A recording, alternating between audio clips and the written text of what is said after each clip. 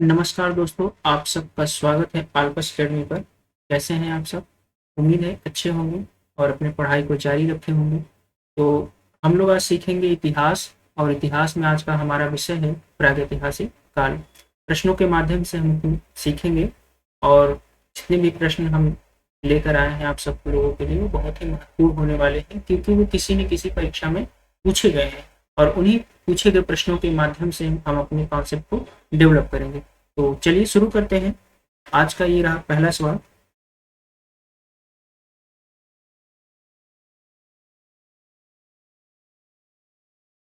क्या है पहला सवाल? निम्न में से किस एक पुरास्थल से पाषाण, ठीक है,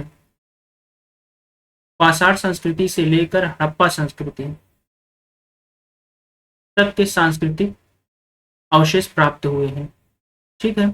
तो एक ऑप्शन है आपका आमरी, बी है मेहरगढ़, सी है कोटजी, और डी है कालीबंगा। तो ये प्रश्न क्या है आपका, एक बार पुनः देख लीजिए आप सभी लोग कि निम्न में से किस एक पूरा स्थल से पाषाण काल संस्कृति जो है वहां से लेकर के हड़प्पा सभ्यता तक के सांस्कृतिक अवशेष प्राप्त हुए हैं, उस स्थल का आपको नाम बताना है। तो देखिए आमरी है, आमरी नहीं है, ये आपका नहीं है। मेहरगढ़, तो जी हाँ, इसका राइट आंसर क्या हो जाएगा? मेहरगढ़। ठीक है, तो राइट आंसर इसका क्या हो जाएगा? मेहरगढ़। मेहरगढ़ एक स्थल है जो कि आपका पाषाण काल संस्कृति से लेके हड़प्पा सभ्यता तक के सांस्कृतिक अवशेष प्राप्त हुए हैं। अब ये मेहरगढ़ तो हो गया इसका आंसर, लेकिन मेहरगढ़ के बारे में ये जानिए कि मेहरगढ़ है कहाँ। तो जो मेहरगढ़ है आपका, यहाँ पे मैं नोट कर दे रहा हूँ, मेहरगढ़। ठीक है, पहली बात, मेहरगढ़ आपका जो पाकिस्तान में, पाकिस्तान के बलूचिस्तान वाला जो क्षेत्र है, बलूचिस्तान में है। ठीक है, और मेहरगढ़ में एक जानकारी आप क्या कर सकते हैं, यहाँ से गेहूं के साक्ष्य मिले हैं। प्राचीनतम कृषि के साक्ष्य कहाँ से प्राप्त हुए हैं? तो मेहरगढ़ से। ठीक है, और ये गेहूं के जो साक्ष्य मिले हैं कब मिले हैं? तो लगभग आपका 7,000 ईसा पूर्व के आसपास। ठीक है, तो मेहरगढ़ कहाँ है? पाकिस्तान के बलूचिस्तान का क्षेत्र। और यहाँ से मेहरगढ़ से आपके गेहूं के साक्ष्य मिले हुए हैं लगभग 7,000 ईसा पूर्व के आसपास। ठीक है, और एक आपका इसमें जो कोटजी है, ये जो पाकिस्तान में जो सिंध क्षेत्र है, कहाँ पे, जो पाकिस्तान का जो सिंध क्षेत्र है, ठीक है, पाकिस्तान का सिंध क्षेत्र, सिंध क्षेत्र, सिंध क्षेत्र में। ठीक, और आपका जो कालीबंगा है, कालीबंगा ये जो है राजस्थान में है। कहाँ पे है? हनुमानगढ़। ठीक है, राजस्थान के हनुमानगढ़ में, और वहाँ पे घग्गर नदी के तट पे। ठीक, तो ये चीज़ भी आप ध्यान में रखें, मैं इसको नोट कर दे रहा हूँ।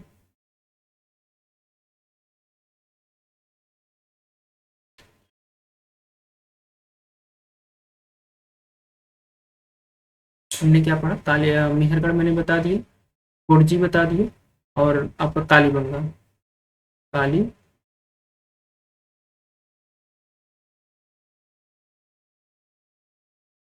ठीक है, कालीबंगा। तो ये मैंने बताया आपको कहाँ पर है, ये राजस्थान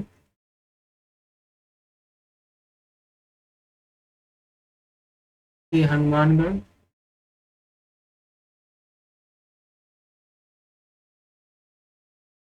के हनुमानगढ़, इस नदी पे घग्गर नदी है, घग्गर नदी। ठीक,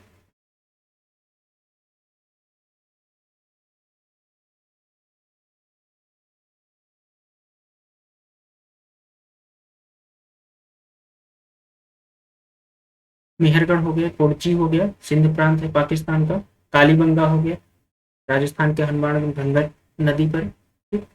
और आप इसको मैप से भी समझ सकते हैं, यहाँ पे देखिए आपको मैं मैप में दिखा देता हूँ एक बार हल्के से।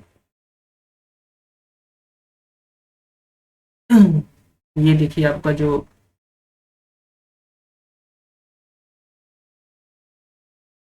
है ना, ये देखिए ये कालीबंगा है, ये राजस्थान वाला ये वाला बेल्ट है पूरा।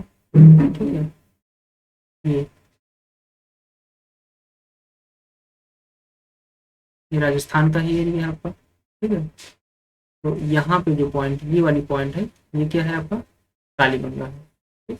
और इसके इधर पाकिस्तान है। तो आपको हम जो मेहरगढ़ है उसको भी दिखा देते हैं, ताकि एक फ्रेमिंग बनता रहे कि अच्छा मेहरगढ़ नाम लिया है तो किस एरिया में, एक दिमाग में चित्र बनता है, तो चीज़ों को अच्छे से समझने में सरलता होती है। तो इसका मैप जो है होना चाहिए, ये देखिए ये आपका है। अब देखिए ये पाकिस्तान है इधर, ये वाला पूरा, ये देखिए यहाँ से, ये तो इंडिया वाला है, तो इसके इधर जो है दिख रहा होगा, ये देखिए इधर पाकिस्तान है। अब पाकिस्तान में ये देखिए, ये पूरा जो ये वाला बेल्ट दिख रहा है, ये क्या है, ये सब पूरा इधर आपका बलूचिस्तान वाला क्षेत्र है। ठीक है। ये सब पूरा बलूचिस्तान का है। अब इसमें जो आपका मेहरगढ़ है, दिख रहा है ना, ये मेहरगढ़। ठीक। तो ये आपका क्या है, मेहरगढ़। ठीक है। ये आपका मेहरगढ़ है। इसमें ना समझ में आया तो इसमें भी देख सकते हैं, यहाँ पे मेहरगढ़ है आपका पाकिस्तान के बलूचिस्तान में। इधर जो है ये इंडिया है राजस्थान, इधर ये आपका पाकिस्तान हो गया, ये आपका मेहरगढ़ है। ठीक है। और ये कोटजी है, कोटजी जो मैंने बताया ये भी सिंध क्षेत्र लगता है। तो ये बलूचिस्तान में मेहरगढ़, लेकिन सिंध वाले क्षेत्र में आपका कोटजी है, ये अंतर है, ये ध्यान रखिएगा। ठीक। ये हो गया आपका कोटजी, यहाँ पे ये मेहरगढ़, और यहाँ पे ऊपर साइड में यहाँ पे राजस्थान पे ये मैंने क्या दिखाया था यहाँ पे आपको, कालीबंगा। ठीक। इसको आप ध्यान में रखिए, समझ में आ गया होगा। ठीक। एक बार आपको हल्के से रिवाइज कर देते हैं। ठीक। ये निम्नलिखित में से किस एक पूरा स्थल से पाषाण संस्कृति से लेकर आहार संस्कृति तक, कहाँ से, पाषाण से शुरू हो रहा है और फिर सॉरी हड़प्पा सभ्यता तक, पाषाण संस्कृति से लेकर के हड़प्पा संस्कृति तक के सांस्कृतिक अवशेष प्राप्त हुए हैं। तो ये कौन सा स्थल है, मेहरगढ़। ये पाकिस्तान में जो बलूचिस्तान वाला क्षेत्र है वहां पे है मेहरगढ़। हमने मैप के माध्यम से समझा।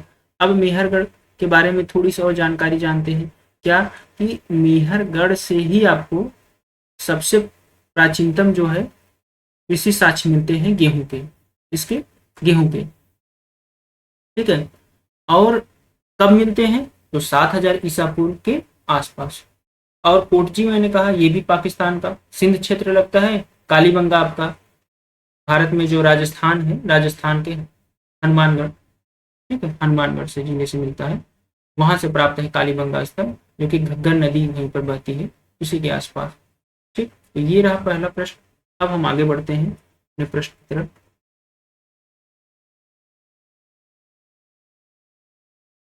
ये दूसरा प्रश्न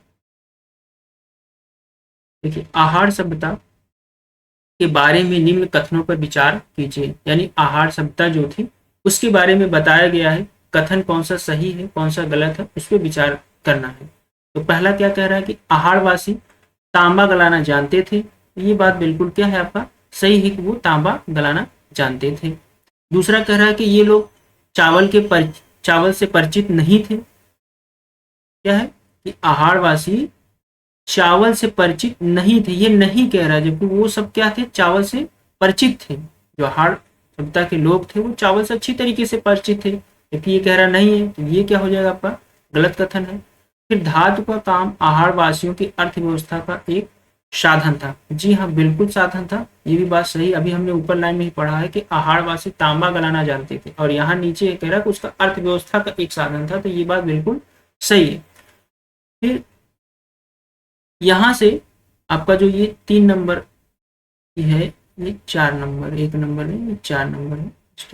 यहाँ से काले लाल रंग के मृतभांड मिले हैं, जिन पर सामान्यतः सफेद रंग से ज्यामितीय आकृतियां उकेरी गई हैं। ठीक, कैसे रंग में मिलते हैं, तो काले लाल रंग के मृतभांड की बात हो रही है। ठीक, जिन पर सफेद रंग से ज्यामितीय आकृतियां की बात की जा रही है, ये भी बात क्या है, बिल्कुल आपकी सही है। तो अब आप आंसर आंसर देख लीजिए, क्या सही हो जाएगा, एक सही है, तीन सही है और चार, विकल्प नंबर ए सही है, इसको हम सही कर देंगे।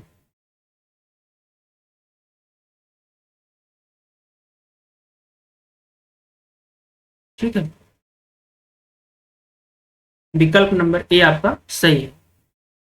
क्या इसमें बात निकल कर आता है कि आहार वासी जो थे वो तांबा गलाना जानते थे। देखिए ये जो प्रश्न है ना, इसमें व्याख्यात रूप से दिया गया है, तो इसको आपको समझना पड़ेगा। कभी कभी सीधा उठा के दे देता है कि आहार वासी तांबा गलाना जानते थे कि नहीं जानते थे, तो ये चीज़ आपको समझ में आएगा। यहाँ से एक कॉन्सेप्ट डेवलप होगा, हमको कॉन्सेप्ट के माध्यम से सीखना होगा, ताकि जब एग्जाम हॉल में बैठे तो प्रश्नों को हम आसानी से समझ सकें और ज़्यादा से ज़्यादा कर सकें। ठीक है, तो आहारवासी तांबा गलाना जानते थे, सही बात होगा, ये मैंने देखा। अब यहाँ नहीं दिया है, ध्यान रखिए कि ये लोग चावल से परिचित नहीं थे, जबकि वो लोग क्या थे, परिचित थे, चावल के बारे में जानते थे। ठीक, कौन लोग, आहार सप्ताह के लोग। धातु का काम आहारवासियों की अर्थव्यवस्था का एक साधन था, ये भी बात बिल्कुल सही है। और यहाँ से काले लाल रंग के मृतभांड मिले हैं, जिन पर सामान्यतः सफेद रंग से ज्यामितीय आकृतियां उकेरी गई है। ठीक, तो ये बात ध्यान में रखेंगे। अब कुछ और बातें हैं जो हमको समझने की जरूरत है। आहार सभ्यता की बात हो रही है यहाँ पे, तो हम थोड़ा सा आहार सभ्यता के बारे में जानने का प्रयास करते हैं। ठीक है,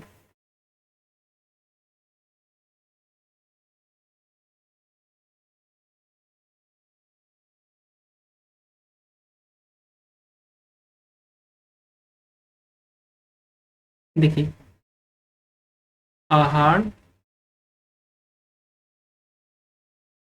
सभ्यता,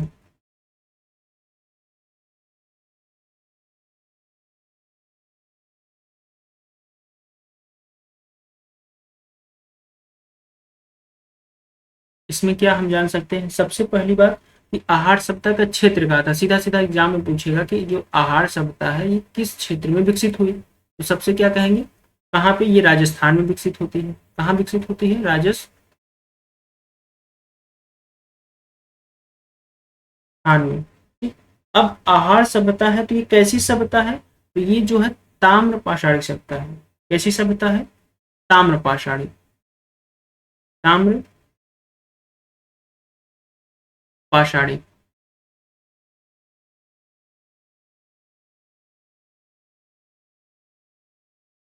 ताम्र पाषाणी थे। ठीक? अब जो आहारवासी थे, अभी ऊपर हमने पढ़ा, ये क्या जानते थे, चावल। ठीक, और क्या है, गेहूं, और क्या है, जौ। ये भी तीन बातें ध्यान रखेंगे, चावल, गेहूं और जौ। ठीक, और ये लोग कृषक प्लस पशुपालक, पशुपालक,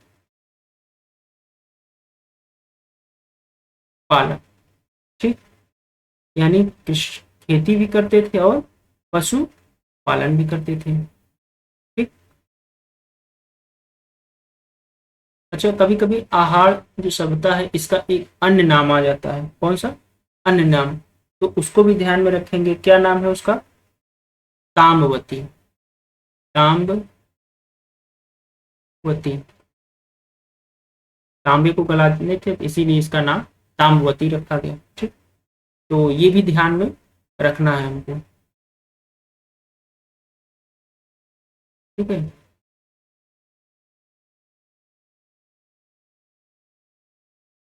चलिए इसको भी हल्का सा जल्दी से रिवाइज कर लेते हैं कि आहार सभ्यता जो है, आहार सभ्यता कहाँ किस क्षेत्र में विकसित हुई, तो सिंधु राजस्थान में। कहाँ पर, राजस्थान में।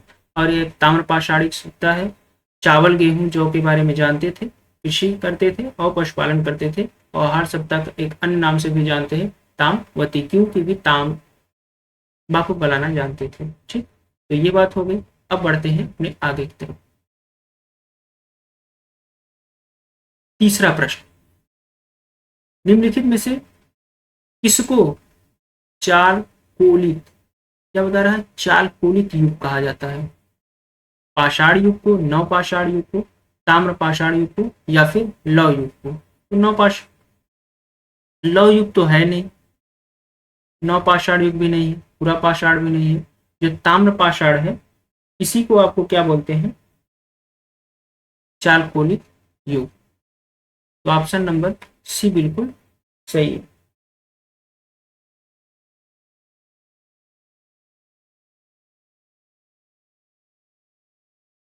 सी ऑप्शन बिल्कुल सही है। ठीक, अब देखिए ये तो हो गया, इसको एक अन्य नाम से भी कहते हैं, क्या? क्या?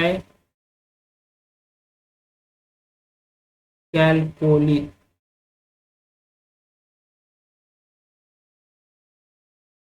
कोलिक, कैलकोलिक। ठीक,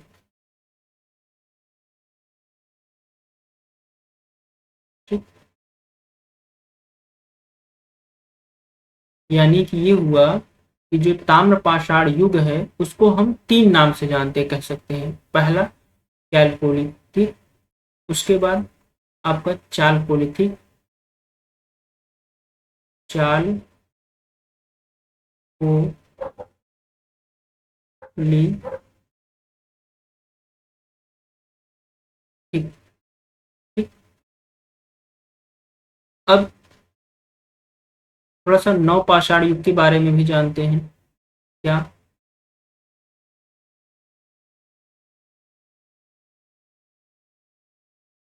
जो नवपाषाण युग है इसका तो सबसे इम्पोर्टेंट फेमस है बुर्ज होम स्थल।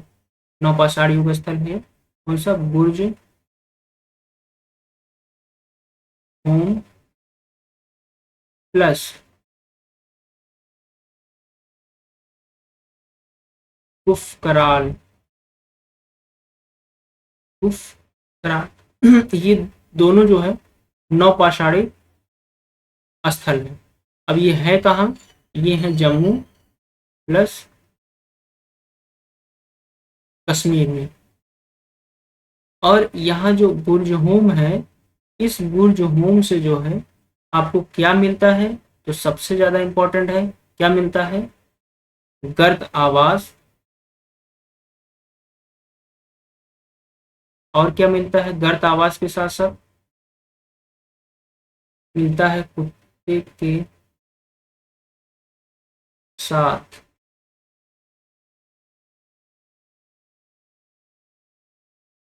मानव के साक्ष्य। ठीक, ये इंपॉर्टेंट है कि बुर्ज होम और गुफरान ये जम्मू कश्मीर के स्थल है, यहाँ ये नौपाषाणिक स्थल है। और बुर्ज होम से आपके गर्त मिलते हैं, गर्त आवास यानी खुदे हुए गट्टे कह सकते हैं। फिर कुत्ते के साथ मानव के भी साक्ष्य प्राप्त होते हैं।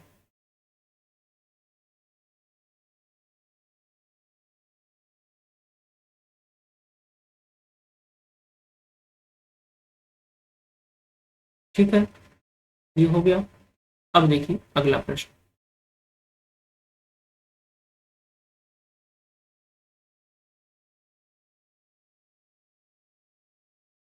ये यहाँ पे एक चीजें और हम ऐड कर सकते हैं, क्या? जो ताम्र पाषाणिक युग है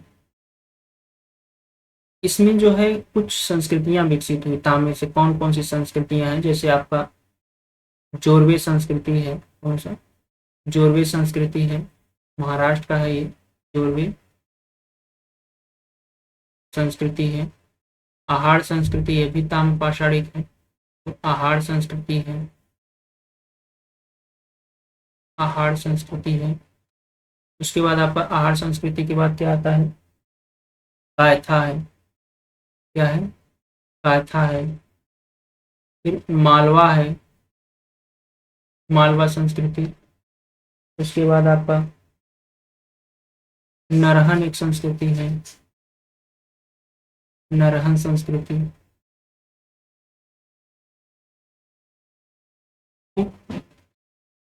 तो ये भी ध्यान में रखना है, कभी कभी सीधा ऑप्शन बनाता है कि निम्नलिखित में से कौन सी संस्कृति ताम्र पाषाण युग की नहीं है, या फिर कौन सी निम्नलिखित में से ताम्र पाषाणिक संस्कृति है। तो जोरवे संस्कृति आपका जो है, आहार संस्कृति आपका है, कायथा संस्कृति है, मालवा है और फिर नरहन संस्कृति है। ये सब ताम्र पाषाणी संस्कृति है। ठीक, चलिए आगे बढ़ते हैं।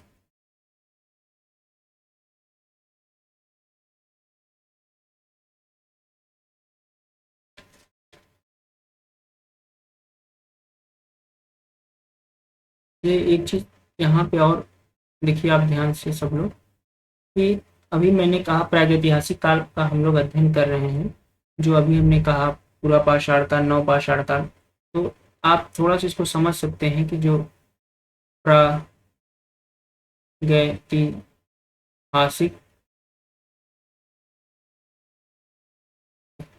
काल है, इसको अध्ययन की सुविधा के लिए हमने क्या किया है, एक तो बनाया है आपका पाषाण, क्या पाषाण, फिर हमने धातु।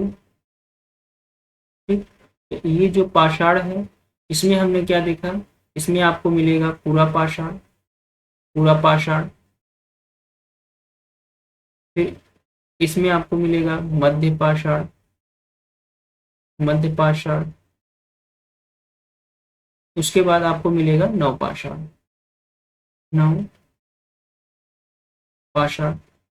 और ये जो धातु वाला है, धातु युग है, इस धातु युग में हमने क्या देखा था आपका, ताम्र, वही अभी आपने देखा ना, ताम्र पाषाणिक संस्कृतियां जो विकसित हुई, जैसे में मैंने बताया था आपको जोरवे संस्कृति थी ना एक, कहाँ की, महाराष्ट्र की जोरवे संस्कृति हो गई, फिर आपकी कायथा संस्कृति थी, फिर हमने क्या पढ़ा, आहार संस्कृति, राजस्थान का आहार संस्कृति। ठीक, और इसके बाद हम देखेंगे इसमें धातु में आपका आता है आद्य, और एक आता है आपका लव,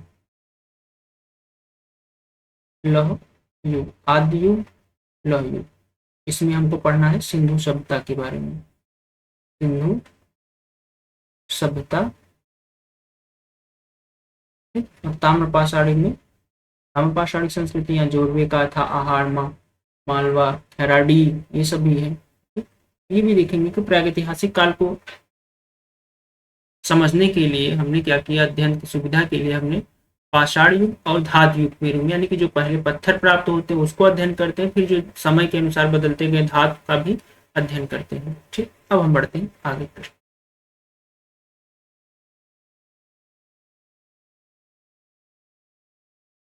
प्रश्न नंबर 4, प्रश्न नंबर 4 क्या है कि भारतीय उपमहाद्वीप में कृषि के प्राचीनतम साक्ष्य प्राप्त होते हैं। ये कह रहा है कि जो भारतीय महाद्वीप में कृषि के प्राचीनतम साक्ष्य की बात करता है। तो देखिए ब्रह्मगिरी से तो नहीं मिलते हैं, ठीक है, प्राचीनतम बुर्जहोम जम्मू कश्मीर में है, मेहरगढ़ प्राचीनतम साक्ष्य मैंने कहा था, मेहरगढ़ से गेहूं, मेहरगढ़ से क्या मिलता है, गेहूं। तो आंसर क्या हो जाएगा, डी, ये ऊपर नीचे हो गया, ये ऑप्शन आपका सही है, मेहरगढ़। ठीक है,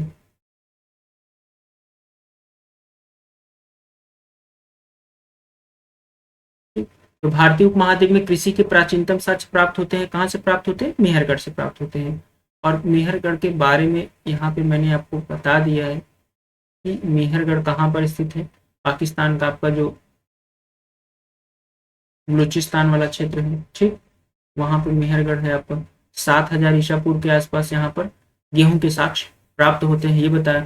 फिर कोल्डी हवा के बारे में आप जान सकते हैं, कोल्डी हवा कहाँ पर है, प्रयागराज, प्रयागराज यानी यूपी। ठीक, और यहाँ से क्या मिलते हैं, चावल मिलते हैं, यहाँ से चावल मिलते हैं, कब मिलते हैं, 6500 ईसा पूर्व के आसपास। ठीक है, और बुर्ज होम के बारे में मैंने क्या बताया आपको, ये जानते रहिए कि बुर्ज होम जम्मू कश्मीर का स्थल है, और यहाँ से नौपाषाणी के स्थल है, यहाँ से गर्क आवास और मानव के साथ कुत्ते के भी साक्ष्य प्राप्त होते हैं। तो बुर्ज होम हो गया, मेहरगढ़ हो गया, कोल्डी हवा, ये सब ध्यान में रखिएगा। ठीक है, सभी से प्रश्न बने हुए हैं, इसलिए मैं बार बार आपको बताता हूँ कि जोड़ते रहिए। आप पिछले प्रश्न में आया हुआ है, लेकिन बार बार रिवीजन के तौर पर भी लेते रहेंगे तो ज़्यादा चीज़ें समझ में आएंगी। ठीक है, आगे बढ़ें।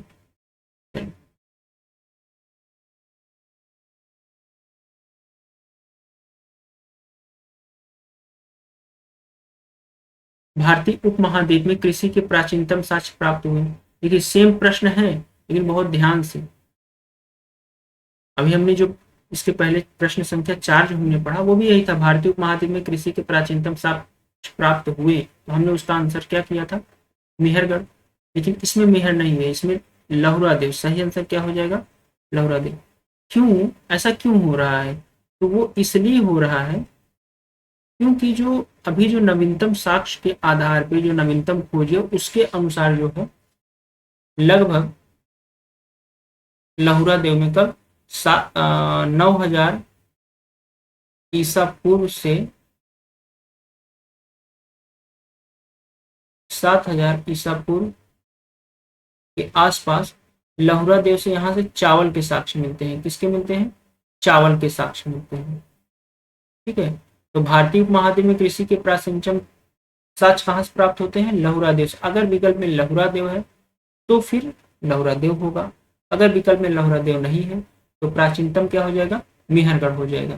ठीक है, हालांकि यहाँ पे ये प्रश्न इसी प्रकार से पूछा गया, यहाँ पे उसको लिखना चाहिए कि भारतीय उपमहाद्वीप में कृषि के प्राचीनतम तक नवीनतम स्रोतों के आधार पे कौन सा सही है, तो लहुरा देव होना चाहिए। लेकिन आयोग ने इसी तरीके से आंसर किया हुआ तो हम वही समझेंगे। ठीक, और मैंने क्या कहा, पोल्डी हवा के बारे में बताया कि पोल्डी हवा में प्रयागराज प्रयागराज यूपी से भी चावल प्राप्त होते हैं। चावल के साक्ष्य कब प्राप्त होते हैं, 6,500 ईसा पूर्व। ठीक है, मेहरगढ़ मैंने बताया कहाँ है, पाकिस्तान।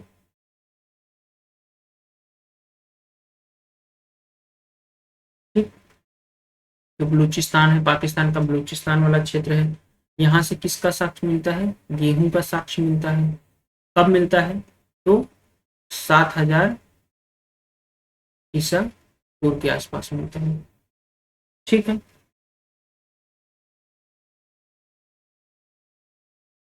भारतीय उपमहाद्वीप में कृषि के प्राचीनतम साक्ष्य कहाँ से प्राप्त है, अगर लहुरा देव ऑप्शन में नहीं है तो आंसर क्या हो जाएगा, मेहरगढ़। लेकिन अगर लहुरा देव है विकल्प में तो आंसर क्या हो जाएगा, लहुरा देव, क्योंकि 9,000 से 7,000 के आसपास चावल के साक्ष्य यहाँ से मिलते हैं नवीनतम स्रोतों के आधार पर। अगर नवीनतम स्रोतों से पहले के यानी प्राचीनतम स्रोतों के आधार पर देखा जाए तो क्या आंसर हो जाएगा, मेहरगढ़। ठीक, अब बढ़ते हैं आगे।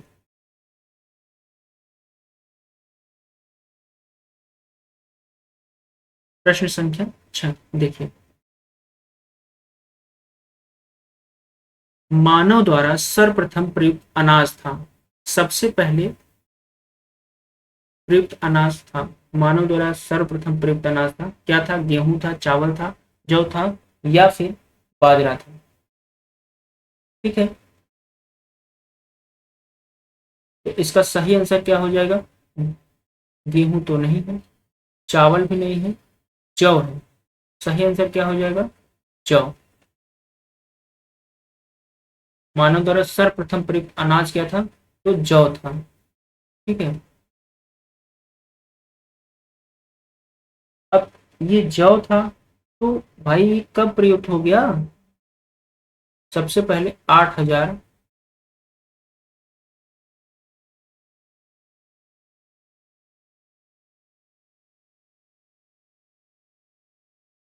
पूर्व के आसपास, कौन से क्षेत्र में, जो भूमध्य सागर है, भूमध्य सागर प्लस ईरान के मध्य पश्चिमी एशिया,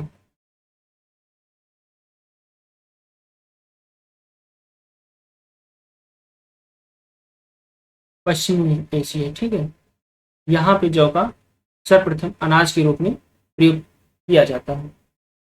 ठीक है, और इसी के आसपास गेहूं का भी प्रयोग किया जाता है, यहीं पर लगभग 8,000 ईसा पूर्व के आसपास है। ठीक, तो मानव द्वारा सर्वप्रथम प्रयुक्त अनाज था, कौन सा था, जौ। चलिए अगला प्रश्न।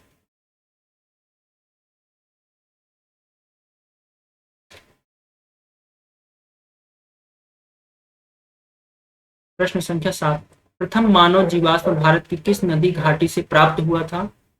ऑप्शन ए गंगा नदी, ऑप्शन बी यमुना घाटी, ऑप्शन सी नर्मदा घाटी, ऑप्शन डी ताप्ती घाटी। उपयुक्त में से कोई नहीं। ठीक, तो देखिए गंगा जो है, गंगा से तो नहीं मिलता है, यमुना घाटी से भी नहीं मिलता है, नर्मदा घाटी जो आपका नर्मदा घाटी है यहाँ से मिलता है। ठीक, आंसर क्या हो जाएगा? सी बिल्कुल सही है। ठीक, प्रथम मानव जीवाश्म भारत की किस नदी घाटी से प्राप्त होता है? तो नर्मदा घाटी नदी से। ठीक, अच्छा ये है, तो अब इसके बारे में भी थोड़ा सा जान लेते हैं, क्या चीजें जान सकते हैं यहाँ से हम। यहाँ से क्या जान सकते हैं?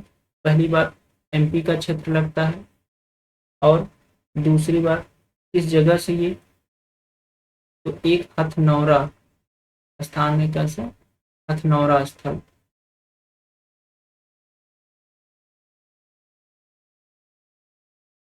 होशंगाबाद, होशंगाबाद में जो हथनौरा स्थल है यहीं से प्राप्त होता है। नर्मदा घाट नदी से प्रथम मानव जीवाश्म प्राप्त किया जाता है। ठीक,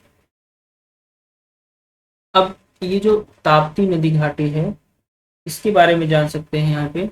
ये जो सतपुड़ा का है, सतपुड़ा श्रेणी है ना, वहीं से निकलती है ताप्ती नदी। ठीक है, और आपका जो यमुना नदी है, यमुना नदी कहाँ से निकलती है? आपका यूके यानी कि उत्तराखंड के यमुनोत्री ग्लेशियर से।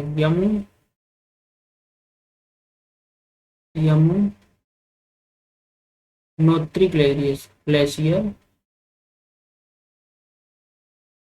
ठीक, और आपका गंगा आप सभी लोग जानते हैं, ये भी यूके के गंगोत्री,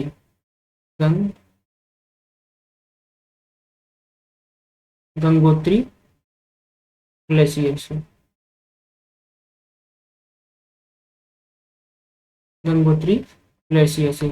और ये यूपी में प्रवेश करती है कहाँ से? तो बिजनौर से।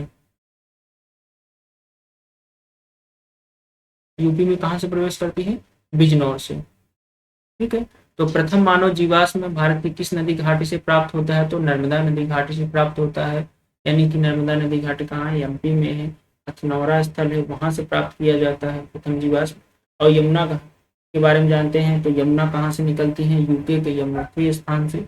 और गंगा जो है उत्तराखंड के ही गंगोत्री स्थान से निकलती है। ताप्ती नदी घाटी जो है सतपुड़ा श्रेणी से निकलती है। ठीक है, और ये जो गंगा जी हैं आगे आपके जो है बहते बहते कहाँ पे गिरती है? बंगाल की खाड़ी में, बंगाल की खाड़ी में। ठीक, ये रखेंगे जानकारी को। आगे बढ़ते हैं। प्रश्न संख्या 8, खाद्यान्नों की कृषि सर्वप्रथम प्रारंभ हुई थी। खाद्यान्नों की कृषि सर्वप्रथम प्रारंभ हुई थी। ऑप्शन ए नवपाषाण काल में, ऑप्शन बी मध्य पाषाण काल में, ऑप्शन सी पूरा पाषाण काल में, ऑप्शन डी प्रोटो ऐतिहासिक काल में।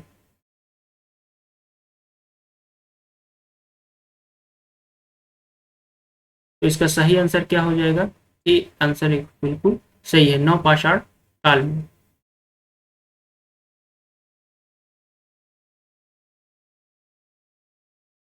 अब देखिए थोड़ी सी यहाँ पे हम देखते हैं, ये अभी मैंने आपको पहले बताया कि नवपाषाण काल, मध्य पाषाण काल और पूरा, ये पाषाण जो काल था उसको डिवाइड करने का 3 युग में बांटा गया था पाषाण, ये जान सकते हैं। और यहाँ से क्या जान सकते हैं आप?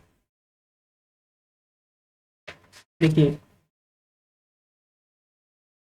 जो आपका नवपाषाण काल है, यहाँ का ही मैंने बताया था आपको एक इम्पॉर्टेंट स्थल है, कौन सा? आपका हथनौरा, सॉरी हथनौरा नहीं है बल्कि आपका बुर्ज होम है। कौन सा? अभी मैंने बताया आपको बुर्ज होम, क्या है? बुर्ज, बुर्ज होम है कहाँ पे? जम्मू कश्मीर। यहाँ से मिलता क्या है? यहाँ से मैंने बताया आपको गर्त आवास मिलता है, गर्त आवास। और क्या मिलता है? गर्त आवास के अलावा आपको मिलता है मानव के साथ कुत्ते के साथ, मानव के साथ कुत्ते के भी साक्ष्य मिलते हैं। ठीक, तो ये चीज ध्यान रखेंगे। अब आगे बढ़ते हैं।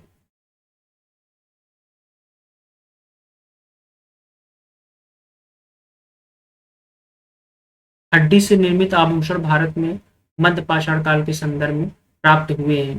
तो हड्डी से निर्मित आभूषण भारत के मध्य पाषाण काल के संदर्भ में प्राप्त हुए हैं, ये आपसे करना है।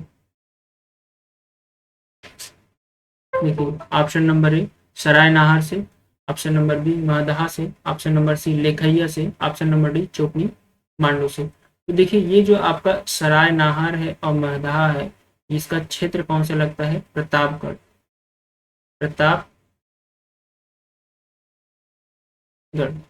यहाँ से ये स्थल खोदे गए, इसके द्वारा GR शर्मा। और इसका आंसर भी दोनों सही है। क्या है? दोनों सही है। ऑप्शन नंबर ए भी सही है और ऑप्शन नंबर बी भी सही है, क्योंकि प्रश्न में ये कहा जा रहा है, देखिए ऐसे प्रश्न को इसीलिए लाया हूं मैं ताकि आप समझ सकें। ठीक, यहाँ पे बताया जा रहा है कि हड्डी से निर्मित आभूषण जो होते हैं भारत में मध्य पाषाण काल के संदर्भ में प्राप्त हुए, तो यहाँ से भी प्राप्त होते हैं और यहाँ से भी प्राप्त होते हैं। जो महदहा है ना, यहाँ से ज्यादा प्राप्त होते हैं, अधिक प्राप्त होते हैं। यहाँ से क्या प्राप्त होते हैं? अधिक मात्रा में मिलते हैं, अधिक मात्रा में मिलते हैं। ठीक है, और जो सराय नाहर है, यहाँ से भी मिलते हैं लेकिन कम मात्रा में मिलते, तो हैं लेकिन कम मात्रा में मिलते हैं। ठीक, मिलते हैं, ऐसा नहीं कि नहीं मिलते, मिलते हैं लेकिन कम मात्रा में मिलते हैं। हड्डी के उपकरण यहाँ से मिलते हैं, हड्डी के उपकरण, और यहाँ से भी मिलते हैं, यहाँ से भी मिलते हैं हड्डी के उपकरण, हड्डी के उपकरण मिलते हैं। और क्या मिलते हैं आपके? आभूषण प्लस आभूषण। ठीक, और यही जी शर्मा जो है, इसको जो है तीन क्षेत्र में होते हैं, तीन क्षेत्र में खोलते हैं। कौन? जी शर्मा। नंबर 1 पे आप करते हैं झील क्षेत्र, जब उत्खनन करते हैं तो 3 स्थल में डिवाइड कर देते हैं। नंबर 1 झील क्षेत्र, नंबर 2 कब्रिस्तान, कब्रिस्तान, और नंबर 3 है आपका बूचड़ खाना क्षेत्र। कौन सा? बूचड़ खाना क्षेत्र। ठीक, तो बूचड़ खाना क्षेत्र से, तो ये जो बूचड़ खाना क्षेत्र है, कौन सा? बूचड़ खाना जो क्षेत्र है ना, ये यहाँ से जो है सर्वाधिक मात्रा में मिलते हैं। क्या? हड्डी के उपकरण, हड्डी के, हड्डी के उपकरण प्लस आभूषण। ठीक, यहाँ से अधिक पैमाने पर मिलता है बूचड़ खाना क्षेत्र से। ठीक? तो ये चीजें आप ध्यान में रखेंगे कि हड्डी से निर्मित आभूषण जो है भारत में मध्य पाषाण काल के संदर्भ में प्राप्त हुए हैं। तो सराय नाहर से भी प्राप्त होते हैं, महदहा से प्राप्त होते हैं, लेकिन अगर हमने इन दोनों में से किसी एक ऊपर जाना हुआ, ऑप्शन चूज करना हो, तो महदहा चूज करेंगे। ठीक है, लेकिन ये दोनों सही है। क्यों? क्योंकि यहाँ से सब ज्यादा मात्रा में मिलते हैं, इसलिए इसको सही मान सकता है। और बी वाला क्या है? यहाँ कम मात्रा में प्राप्त होते हैं, लेकिन प्राप्त दोनों जगह से होते हैं। ठीक, अब जो है आपका लेखहिया का क्षेत्र कौन सा लगता है? ये आपका लगता है मिर्जापुर। कौन सा क्षेत्र लगता है? मिर्जापुर।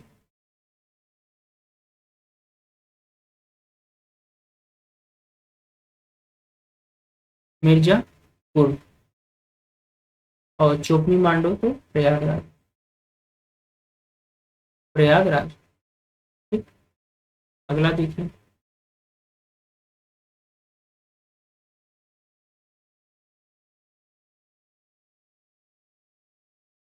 निम्नलिखित में से किस स्थल से हड्डी के उपकरण प्राप्त हुए हैं? हड्डी के उपकरण प्राप्त हुए हैं तो चोकनी मांडो से तो नहीं हुए हैं, करिया से भी प्राप्त नहीं हुए हैं। कहाँ से? सी, महदाह से और चरानाह दोनों से प्राप्त हुए हैं। अभी मैंने बताया महदाह से अधिक मात्रा में प्राप्त होते हैं, अधिक मात्रा में प्राप्त होते हैं, ठीक। और यहाँ से जो है कम मात्रा में प्राप्त होते हैं, कम मात्रा में। और दोनों कहाँ पे हैं? तो दोनों आपका क्षेत्र जो लगता है प्रतापगढ़, प्रताप। और इनसे रिलेटेड वैज्ञानिक कौन से हैं? तो GR शर्मा है, ठीक। इन्होंने ही यहाँ जब उत्खनन करवाया तो इसको 3 क्षेत्रों में बांटा। किसको बांटा? ये जो महदहा वाला है इसको बांटा 3 क्षेत्र में। एक में रखा झील क्षेत्र, क्या रखा? झील वाला क्षेत्र। बी में रखा आपका बूचड़ खाना, बूचड़ खाना। और 3 में रखा आपका कब्रिस्तान, कब्रिस्तान। और जो ये बूचड़ खाना वाला क्षेत्र है इसी से सर्वाधिक मात्रा में प्राप्त होते हैं हड्डी के उपकरण, हड्डी के उपकरण प्लस आभूषण, आभूषण, ठीक। तो चलिए हम एक बार जल्दी से आपको फटाफट रिवाइज करा देते हैं कि आज हमने क्या सीखा है,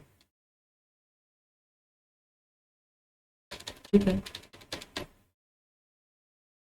आज हमने क्या देखा? पहला प्रश्न क्या था आपका कि निम्नलिखित में से किस एक पुरास्थल से पाषाण काल से लेकर के हड़प्पा सभ्यता तक के सांस्कृतिक अवशेष प्राप्त होते हैं? तो मेहरगढ़ से। मेहरगढ़ कहाँ है? पाकिस्तान का बलूचिस्तान लगता है।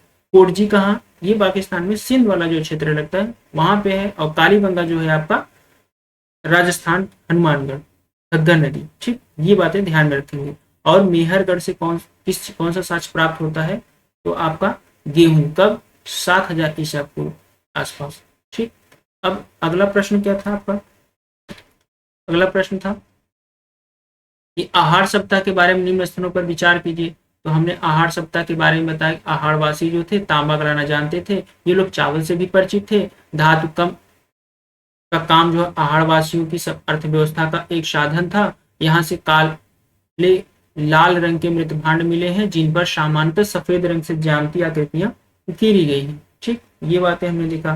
फिर हमने देखा कि आहार जो सभ्यता है इसका एक अन्य नाम है तामवंती नाम है, राजस्थान से संबंधित है। राजस्थान का जो क्षेत्र है वहां पे आहार सभ्यता विकसित हुई। यह एक ताम्रपाषाणी संस्कृति है। यहाँ से चावल, गेहूं, जौ के साक्ष्य प्राप्त होते हैं। ये कृषि भी करते थे और पशुपालन भी करते थे। फिर आगे हमने क्या जाना कि जो चालकोलिक लिथिक युग है उसको हम ही ताम्रपाषाण युग के नाम से भी जानते हैं, जिसको एक कैलकोलिक युग भी कहा जाता है। यानी कि चालकोलिक युग, कैलकोलिक युग, ताम्रपाषाण युग, ये तीनों बातें एक ही चीजें हैं। फिर हमने आपको क्या बताया कि नवपाषाण युग है।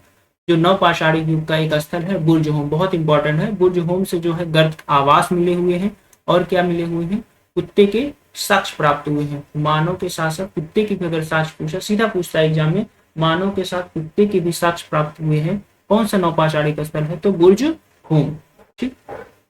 और हमने कहा कि जोरवे संस्कृति महाराष्ट्र से संबंधित है। महाराष्ट्र में जोरवे संस्कृति का विकास हुआ कि जो कि ताम्रपाषाणी संस्कृतियां, ये देखिए ताम्रपाषाणी की जो संस्कृतियां थी जैसे जोरवे संस्कृति, आहार संस्कृति, कायथा संस्कृति, मालवा संस्कृति, नरहन संस्कृति, ये सब प्रश्न पूछे गए हैं, ठीक। फिर हमने क्या देखा कि जो प्रागैतिक काल है उसको हमने अध्ययन की सुविधा के लिए पाषाण और धातु यानी पत्थर को पढ़ने के लिए बांटा। फिर उसके बाद धातुओं को समझने के लिए बांटा। तो पाषाण युग को भी और सरल बनाने के लिए पहले पूरा पाषाण काल, फिर मध्य पाषाण काल, फिर नवपाषाण काल में देखा। फिर धातु युग में हमने ताम्र पाषाणी जो संस्कृतियां थी उसको देखा। उसके बाद आदि युग में सिंधु सभ्यता और लौ युग। फिर आगे हमने क्या देखा कि भारतीय उपमहाद्वीप में कृषि के प्राचीनतम साक्ष्य प्राप्त हुए हैं। ये चीजें बहुत इंपॉर्टेंट है कि देखिए भारतीय उपमहाद्वीप में कृषि के प्राचीनतम साक्ष्य कहाँ से प्राप्त होते हैं? मेहरगढ़ से प्राप्त होते हैं। ये प्राचीनतम साक्ष्य जो है पुराने साक्ष्यों के आधार पर, लेकिन अब नवीनतम साक्ष्यों के आधार पर देखा जाए तो क्या हो जाएगा? लहुरादेव। भारतीय उपमहाद्वीप में कृषि के प्राचीनतम साक्ष्य प्राप्त हुए नवीनतम स्रोतों के आधार पर लहुरादेव। इसका समय क्या था? 9000 ईसा पूर्व के से लेकर के 7000 ईसा पूर्व के। क्या प्राप्त होता है लहुरादेव से? तो चावल। और लहुरादेव कहाँ पर है? तो लहुरादेव जो है आपका यूपी का जो संत कबीर नगर है वो वाला क्षेत्र है, संत कबीर नगर। ठीक, लौहरादेव यूपी का संत कबीर नगर। ठीक, फिर हमने क्या देखा आपका कि मानव द्वारा सर्वप्रथम प्रयुक्त अनाज कौन सा था? गेहूं, चावल, जौ, बाजरा, दो जौ सही। ठीक, फिर प्रथम मानव जीवाश्म भारत की किस नदी घाटी से प्राप्त हुआ? तो नर्मदा घाटी से। खाद्यान्नों की कृषि सर्वप्रथम प्रारंभ हुई थी तो नवपाषाण काल में। ठीक, जो हमने पाषाण काल को बांटा था ना, पूरा पाषाण काल, मध्य पाषाण काल और नवपाषाण काल को, तो खाद्यान्नों की जो कृषि यानी प्रारंभ होता है मूलतः तो नवपाषाण काल में। ठीक, और हड्डी से निर्मित आभूषण भारत के मध्य पाषाण काल के संदर्भ में प्राप्त होते हैं तो दोनों सरायनाहर से भी और महदहा से, लेकिन महदहा से हमने देखा कि ज्यादा मात्रा में मिलते हैं और सरायनाहर से कम मात्रा में मिलते हैं। और दोनों कहाँ के हैं? प्रतापगढ़ का क्षेत्र लगता है। निम्नलिखित में से किस स्थल से हड्डी के उपकरण प्राप्त हुए हैं? तो हड्डी के उपकरण कहाँ से प्राप्त हुए हैं? महदहा, सरायनाहर दोनों जगहों से प्राप्त होते हैं। ठीक है, और ये दोनों क्षेत्र कहाँ है? प्रतापगढ़। GR शर्मा जो है इन्होंने करवाया था और महदहा में कहा कि अधिक मात्रा में प्राप्त हुआ। उन्होंने उत्खनन के दौरान इसको महदहा के क्षेत्र को 3 भागों में विभाजित कर दिया, झील, बूचड़खाना क्षेत्र और तीसरे नंबर पे कब्रिस्तान। तो जो बूचड़खाना वाला क्षेत्र है वहां से हड्डी के उपकरण और आभूषण ज्यादा मात्रा में मिले हैं। ठीक है, तो ये प्रश्न थे और हमने इसको अच्छे से व्याख्यात किया, आप लोग समझने का प्रयास किए और अच्छा लगा आप लोगों ने इसको देखा। और पहला जो वीडियो था उस पर कमेंट भी अच्छा आया है, तो अच्छे वीडियो को से सीखने के लिए हमारे चैनल को लाइक करें, शेयर करें, कमेंट करें, ताकि एक हमको भी ऊर्जा मिलता रहे और इसी तरीके के ढेर सारे वीडियो हम आप सब लोगों के लिए लाते रहें। जय हिंद, थैंक यू।